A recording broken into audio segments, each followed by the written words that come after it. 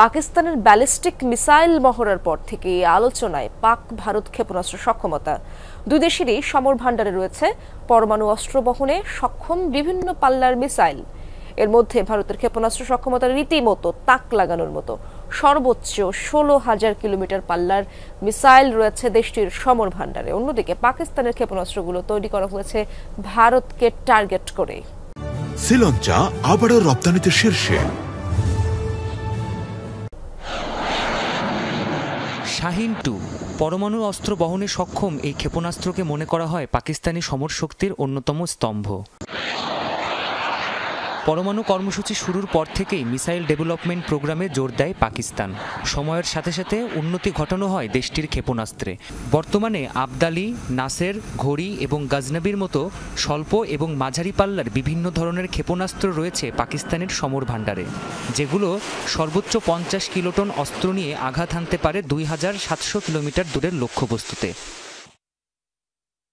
পরমাণু অস্ত্রের পাশাপাশি প্রচলিত অস্ত্র বহনেও সক্ষম বিভিন্ন ধরনের ক্রুজ এবং ব্যালিস্টিক মিসাইল তৈরি করেছে দেশটি। রয়েছে জার্ভ, আবাবিল, তৈমুর এবং বাবুরের মতো মিসাইল, যেগুলো জাহাজ, ট্যাঙ্ক এবং সাবমেরিন ধ্বংসে ব্যবহার করা হয়।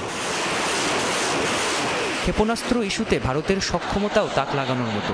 পাকিস্তান, চীনের মতো শত্রু মোকাবেলায় বহুমুখী ক্ষেপণাস্ত্র প্রকল্প হাতে নেয় দিল্লি।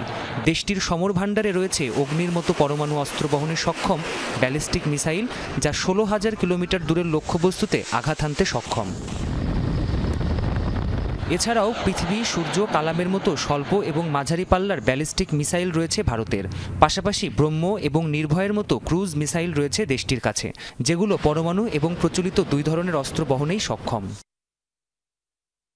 অন্যদিকে নাগ, অমোঘ, রুদ্র, অস্ত্র, ত্রিশূলের মতো ট্যাঙ্ক, জাহাজ এবং সাবমেরিন বিধ্বংসী বিভিন্ন ক্ষেপণাস্ত্র রয়েছে ভারতের কাছে, যেগুলো আকাশ, ভূমি এবং জাহাজ থেকে উৎক্ষেপণ করা যায়। তবে ভারতের সামরিক সক্ষমতাকে সব দিক থেকে এগিয়ে রেখেছে এর স্যাটেলাইট বিধ্বংসী ক্ষেপণাস্ত্র। চীন, রাশিয়া এবং যুক্তরাষ্ট্রের পর ভারত চতুর্থ দেশ যার সমর ভাণ্ডারে রয়েছে স্যাটেলাইট বিধ্বংসী মিসাইল। প্রাণপ্রতিম কুণ্ডু, যমুনা নিউজ।